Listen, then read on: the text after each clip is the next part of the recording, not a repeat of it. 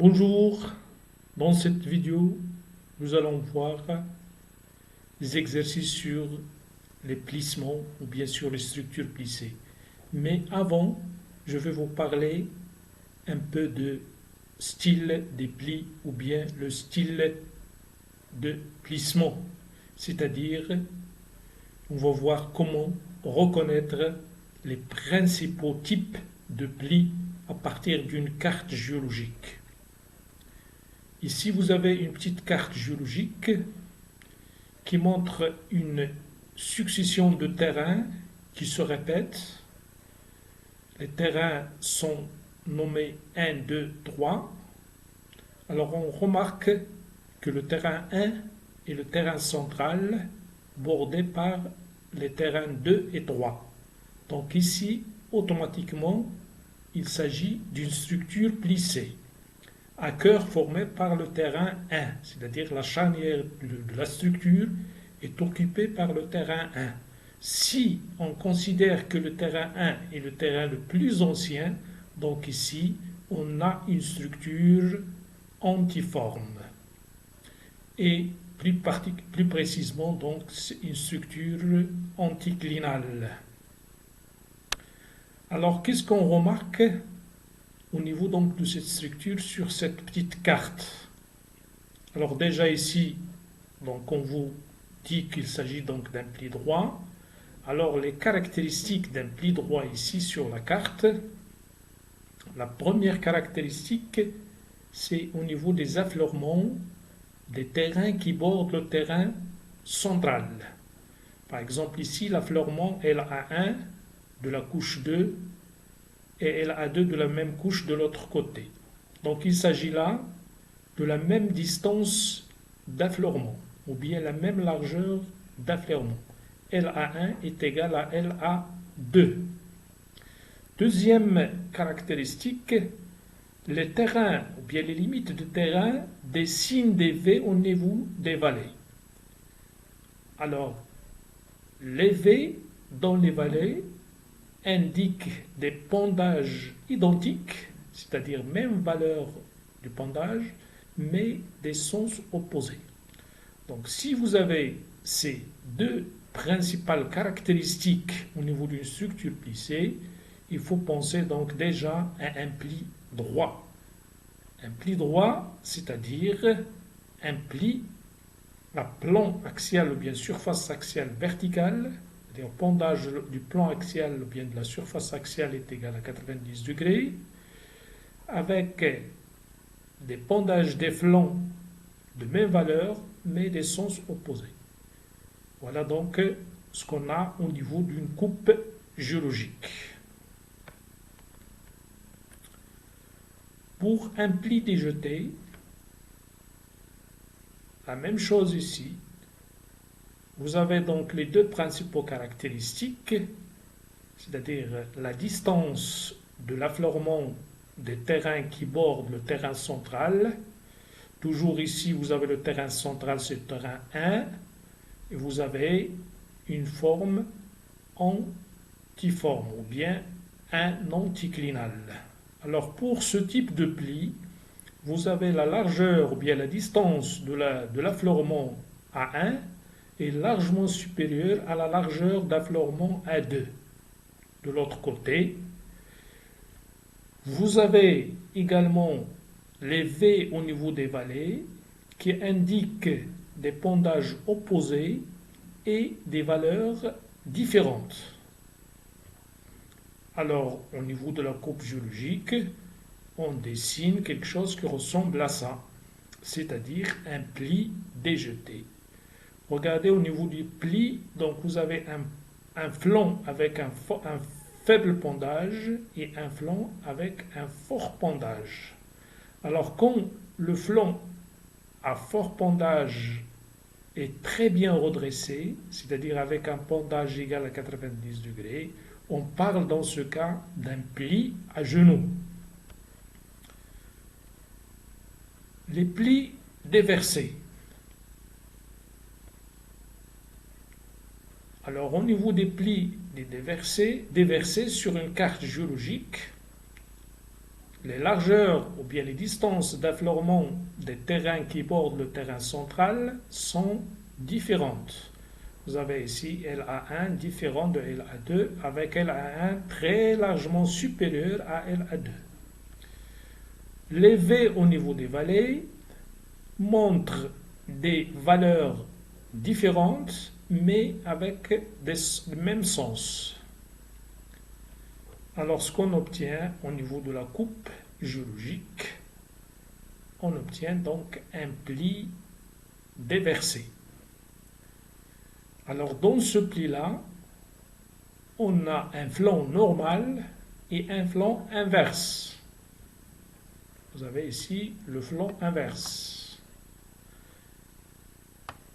Alors à partir d'ici, toujours on aura donc un flanc normal et un flanc inverse. Alors selon le pondage du flanc inverse, on peut donc parler d'un pli déversé si le pondage du flanc inverse est supérieur à 45 degrés. Si le pondage du flanc inverse est inférieur à 45 degrés, on parle d'un pli renversé. Et si le pondage des deux flancs inverse et normal est égal à 0, on parle d'un pli couché.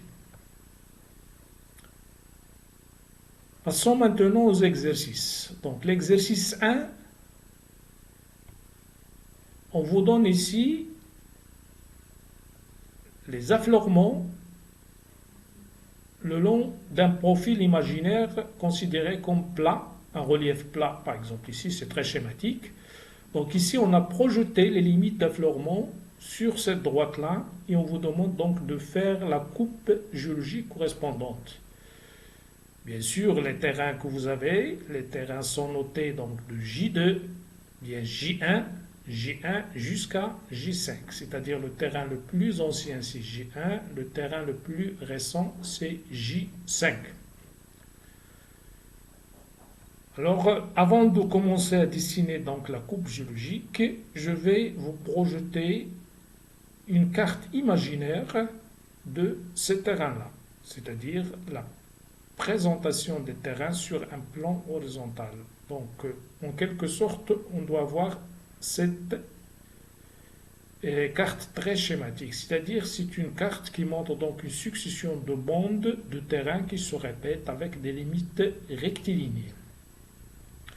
Alors bien sûr, pour faire la coupe géologique dans une structure plissée, toujours il faut commencer à repérer les charnières des structures, c'est-à-dire les charnières des formes synclinales, anticlinales. Alors pour repérer les charnières, il suffit donc de regarder la succession des terrains. Par exemple ici, si je regarde ici J2, J1, J2. Donc ici j'ai un terrain ancien encadré par un terrain récent. Automatiquement ici j'ai une charnière anticlinale. Je continue, J2, J3, J4, J5, puis de nouveau J4. Donc ici, j'ai J5 encadré par J4. Terrain récent encadré par terrain ancien, donc une charnière synclinale. Une charnière synclinale. G4, J3, puis G4, G3. La même chose ici, j'ai terrain récent encadré par un terrain ancien. Donc ici, même chose, une charnière synclinale. J3, J4, J3. La même chose, charnière synclinale, cœur formé par J4. Voilà, J3, J2. Donc j'ai terminé le repère de mes charnières. Donc déjà, je peux avoir une idée sur la structure plissée que j'ai ici. La structure plissée, donc montre ici une structure anticlinale comme ça, synclinale. Alors ici, il faut avoir un anticlinal. Donc je l'ai loupé ici, donc c'est ça. C'est ici l'anticlinal, c'est J3. Le cœur G3, c'est le cœur d'une structure anticlinale ici. Donc il faut la marquer. Donc anticlinal à cœur formé par J3. La même chose ici. anticlinal à cœur formé par J3. Voilà, parce qu'il faut automatiquement avoir cette alternance. Anticlinal, synclinal, anticlinal, synclinal, anticlinal, synclinal. D'accord? Il faut absolument avoir donc cette alternance de structure. Donc ici, comme j'ai dit, vous avez une structure anticlinale, une grande structure anticlinale ici, à cœur formé par J1, synclinal à cœur formé par J5, anticlinal charnière J3, synclinal charnière J4, anticlinal charnière J3, synclinal J4, etc. Voilà donc l'allure de ma structure. Maintenant, il faut commencer à dessiner. Donc, pour dessiner, il faut tout simplement respecter valeur et sens des pondages. Ici, on n'a pas donc les signes de pondage. Donc, on va essayer donc de dessiner un peu correctement donc la structure.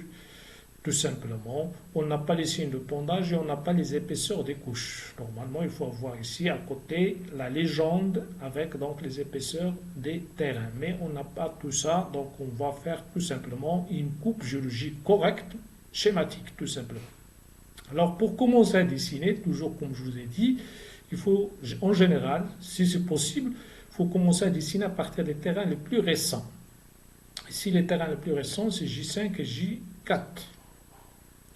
Ces terrains-là, donc comme vous voyez, il occupe donc des charnières ou bien le cœur des structures synclinales.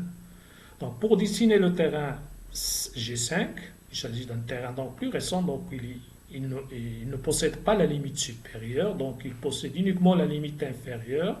Donc pour dessiner la limite inférieure sous forme donc d'une dépression, c'est-à-dire une limite d'un synclinal, je vais donc dessiner quelque chose qui ressemble à ça.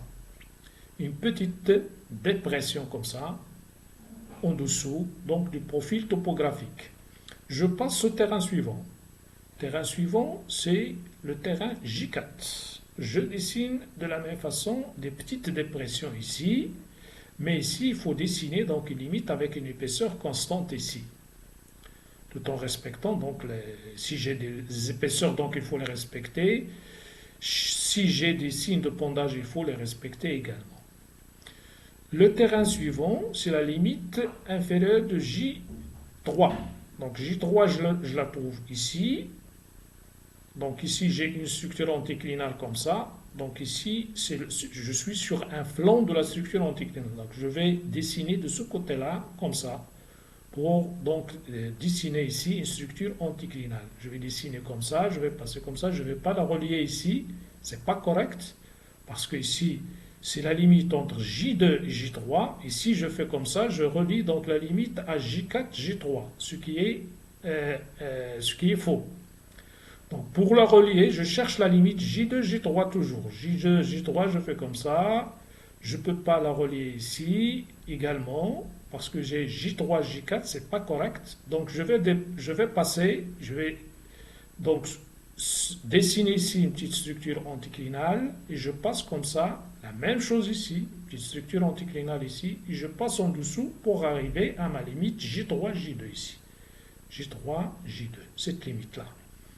Voilà donc ce que je vais dessiner comme limite inférieure de J3. Puis il reste maintenant à passer à dessiner J1, J2. Donc cette limite-là, la même chose. Donc comme j'ai dit ici, j'ai une structure anticlinale. Donc je ne vais pas dessiner comme ça, de ce côté-là. Je vais dessiner de ce côté-là. Et je vais chercher la limite G1, J2 pour relier les deux limites. La limite G1, J2 n'existe pas ici. Donc ma limite, il va s'arrêter quelque part ici. Donc voilà ce que je vais dessiner. Et de ce côté-là, bien sûr, je vais dessiner une limite comme ça, inclinée vers ce sens-là, pour, comme j'ai dit, marquer donc ici la structure anticlinale ici. Alors pour la limite J1, J1 c'est le terrain le plus ancien, donc généralement les terrains les plus anciens, on n'a pas leur limite inférieure, mais si on a l'épaisseur de J1, on peut dessiner correctement la limite inférieure. Si on n'a pas l'épaisseur du terrain G1, donc je mets uniquement des tirets comme ça pour marquer approximativement là où peut se situer la limite inférieure de J1. Si j'ai au niveau de la légende, en dessous de G1, j'ai par exemple J0, je peux la dessiner également si son épaisseur. Si j'ai pas l'épaisseur du J0 par exemple, le terrain le plus ancien, je dessine donc des figurés, un peu de figurés ici en dessous. Exemple ici, donc G0, ici, également ici, et ici aussi. Hein. Donc vous avez G0, J1, etc.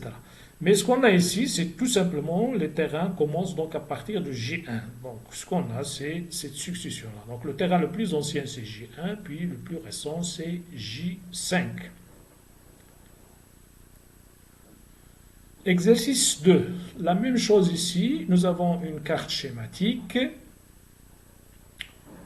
Et nous avons donc le tracé de coupe AB. On vous demande donc de construire la coupe géologique le long du tracé AB. Vous avez ici l'orientation, ici c'est le nord, donc ici au principe c'est l'est, ici c'est l'ouest. Donc la coupe ici, AB, est orientée nord-sud. Ici nord, ici nord et ici sud. Alors on vous a donné donc le profil topographique, donc il suffit donc de construire la coupe géologique en dessous donc de ce profil topographique. Vous avez une échelle ici, vous avez 2 cm fait 500 mètres, ça veut dire que 1 cm fait 250 mètres. Alors ici vous avez les terrains, ici j'ai mis les couleurs, mais en principe on met les figurés ici, et vous avez quelques épaisseurs qu'il fallait donc respecter. Des épaisseurs réelles, mais qu'il faut bien sûr convertir en épaisseur sur la carte pour pouvoir les dessiner sur la coupe géologique. Par exemple, ici, 350 mètres correspond approximativement à 14 mm ici. 250 mètres correspond à peu près à 10 mm. Alors ici, donc, comme on peut le constater, donc on a une succession donc, de terrains qui se répètent. Automatiquement, j'ai une structure plissée. Première chose à faire, repérer les charnières. Donc, pour repérer les charnières, donc, je vais commencer par exemple à voir les terrains à partir d'ici. Donc j'ai ici C3, C4, C5, C6. Donc la succession ici, il est normale. C6, C7, C6, C5. Ici, j'ai une charnière formée par le terrain C6. Donc ici, formée par le terrain C7. Donc ici, j'ai une charnière d'une structure synclinale. Donc ici, j'ai un synclinal à ce niveau-là, à cœur formé par C7. C7.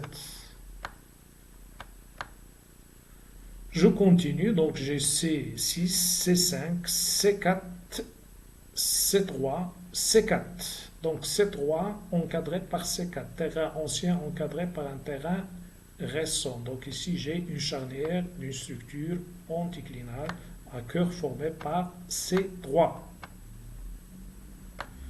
Je continue, C4, C5, C6, C5. Ici j'ai une charnière d'une structure synclinale à cœur formé par C6. C5, C4, C3. Voilà, donc voilà l'allure de ma structure ici. Donc j'ai un synclinal ici, un grand synclinal ici, un anticlinal et un synclinal de nouveau ici. Voilà donc en gros ma structure géologique. Après avoir repéré les charnières, bien sûr, donc on a repéré, soi-disant, il faut déjà, avant donc de repérer les charnières, ou bien si vous voulez, donc vous repérez les charnières sur la carte et vous passez à projeter donc les limites de terrain sur le profil topographique. Voilà, voici la première limite ici, C3, C4, je la projette ici, je note C3, C4, C4, C5, je la projette ici, C5, C6, etc. Je projette toutes mes limites d'affleurement le long de mon tracé de coupe sur mon profil topographique et je pose dessus donc les notations que je vais après effacer bien sûr. Alors ce que je peux remarquer déjà ici, je peux remarquer, regardez le terrain C5, c'est un terrain en gros qui occupe ces petites falaises. Donc il s'agit probablement d'un terrain dur, résistant à l'érosion, donc c'est pourquoi il occupe ces petites falaises. On le trouve également ici, regardez, donc C'est un terrain qu'on trouve au niveau de ces falaises-là, donc automatiquement il s'agit d'un terrain dur. Donc il va nous faciliter le dessin ici, puisqu'il n'y a pas des épaisseurs, donc cela peut nous faciliter donc le dessin de C5, parce qu'on le trouve au niveau donc des falaises. Au contraire, le terrain par exemple C3, c'est un terrain formé par des argiles peut-être ou bien des masses, c'est un terrain tendre, facile à éroder. Regardez, dans ce terrain-là, on trouve donc des petites vallées ici, par exemple. Alors, une fois donc les terrains sont projetés, les charnières sont repérées, il faut commencer à dessiner, mais ici il faut faire attention aux signes de pondage parce que on a ici plusieurs signes de pondage qui indiquent des pondages de différentes valeurs. Ici, par exemple, dans cette zone-là, vous avez le signe plus. Donc ici, la structure est relativement, ou bien les couches sont relativement horizontales. Ici, regardez, dans cette partie, plus précisément ici, donc vous avez des couches redressées à ce niveau-là. Ici, des pondages relativement moyens. Ici, pondage faible de ce côté-là.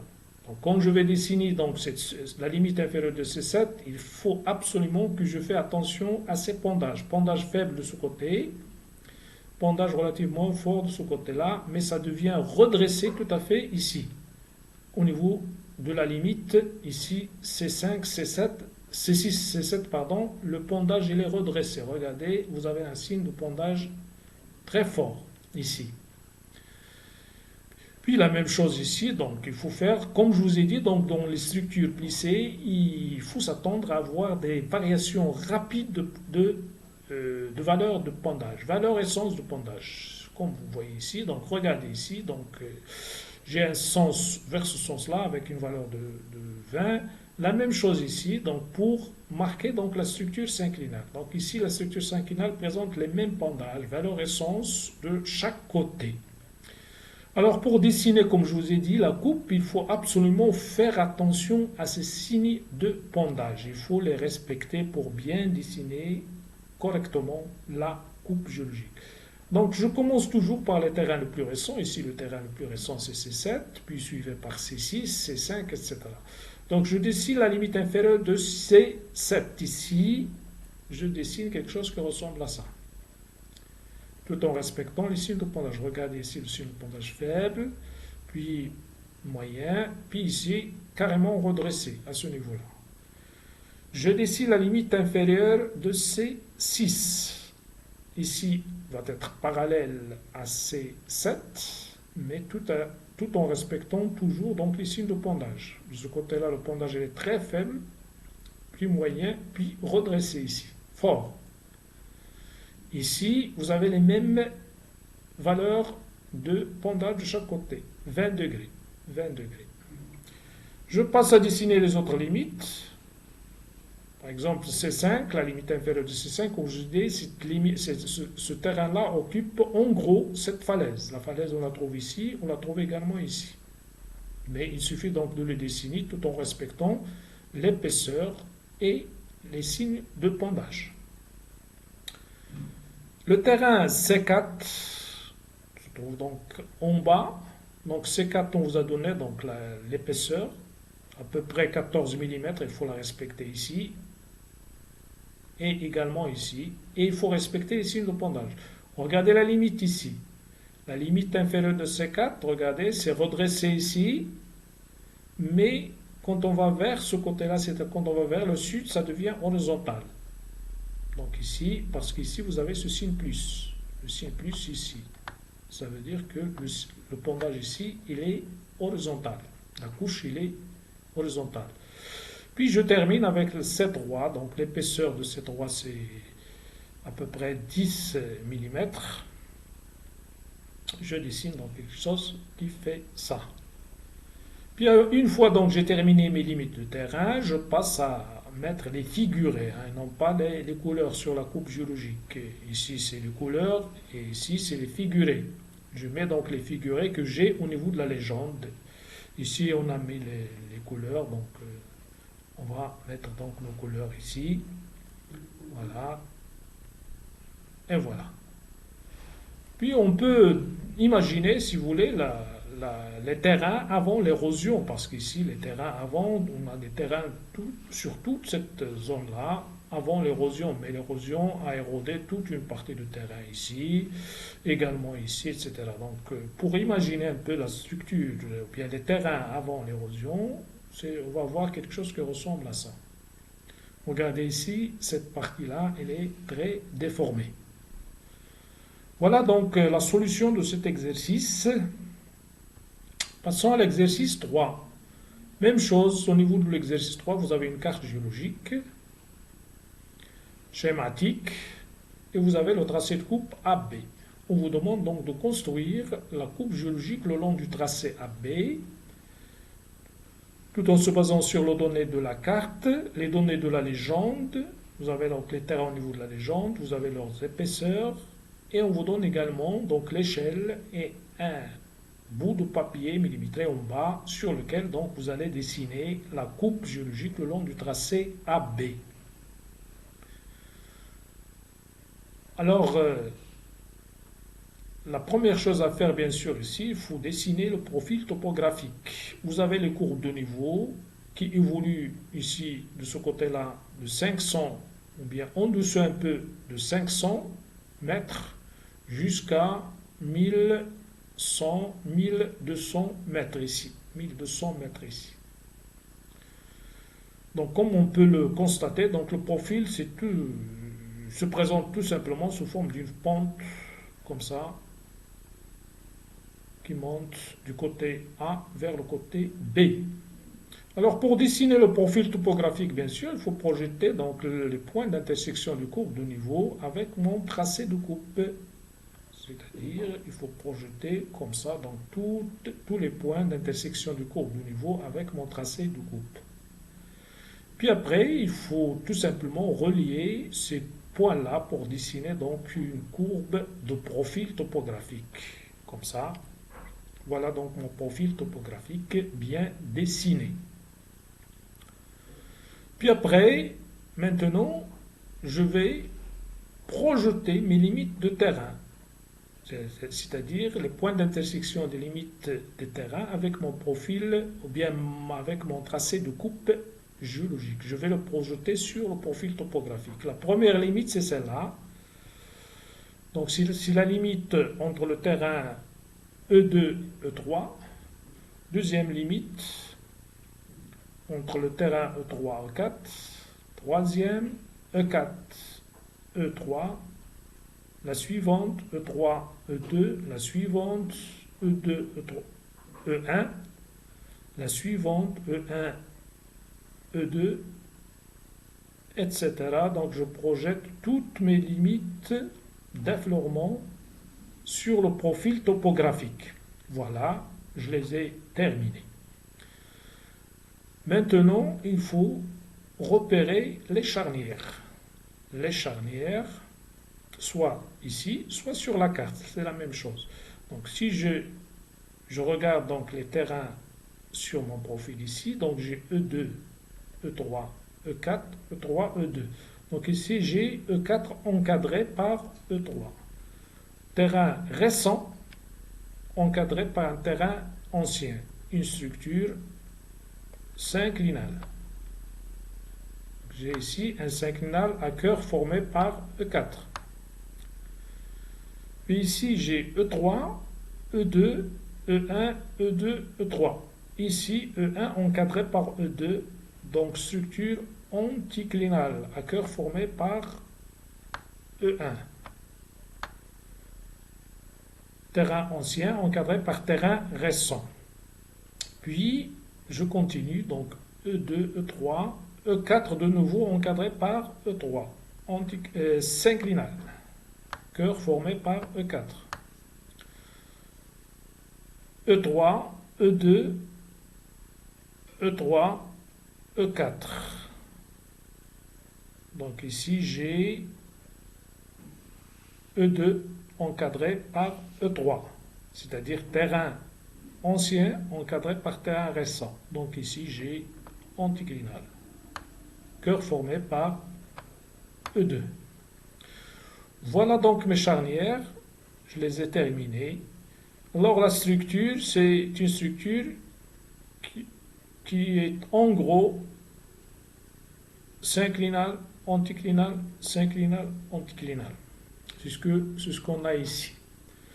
Alors maintenant, si je regarde, pour dessiner, bien sûr, il faut trouver donc la valeur essence du pondage de couche. Si je regarde les limites du terrain au niveau des vallées ici, ces limites dessinent des V. La pointe des V est dirigée vers ce côté-là, c'est-à-dire elle est dirigée vers l'est, parce qu'ici vous avez le nord, donc ici c'est l'est. Donc toutes mes couches sont pointées vers l'est, c'est-à-dire elles sont pointées vers ce côté-là. Tous mes terrains sont pointés vers ce terrain-là. J'ai aussi des signes de pondage, pas de souci. Par exemple, ici, j'ai un signe de pondage de 15 degrés, moyen. J'ai un autre ici de 15 degrés. Regardez, donc j'ai les mêmes valeurs de pondage. Ici, j'ai un signe particulier de signe de pondage. C'est le pondage inverse. Ici, vous avez donc un flanc de pli à l'envers. La même chose ici à ce côté-là. Ici. Donc, dans cette zone-là, vous avez un flanc de pli inverse et la même chose ici. Et on a ça entre la structure, regardez ici, on a ces signes de pondage ici entre la structure anticlinale et la structure synclinale. C'est ici où on a donc le sens de pondage à l'envers. Bien, sens de pondage inverse ici. Avec une valeur bien sûr, 45 degrés. 45 degrés à respecter bien sûr. Voilà. Et la même chose ici. Toujours, vous avez donc ce signe de pondage inverse entre la structure synclinale et la structure anticlinale. C'est-à-dire on trouve donc ce sens, c'est-à-dire le flanc inverse, il est commun à la structure synclinale et la structure anticlinale. Ils forment donc le flanc inverse de cet anticlinal-là et le flanc inverse de ce synclinal-là. La même chose ici. Alors pour dessiner donc mes terrains, je vais respecter donc ces signes de pondage, valeur et sens. Je vais également respecter les épaisseurs. Donc vous avez des épaisseurs ici. Donc ici, 100 mètres, c'est à peu près 4 mm. Ça fait à peu près 4 mm sur la carte. 70 mètres, c'est à peu près 3 mm sur la carte. Donc c'est à respecter. Et pour dessiner toujours, vous essayez donc de dessiner la couche la plus simple à dessiner. Et de préférence, il faut commencer par dessiner les terrains les plus récents. Donc le terrain le plus récent ici, c'est le terrain E4.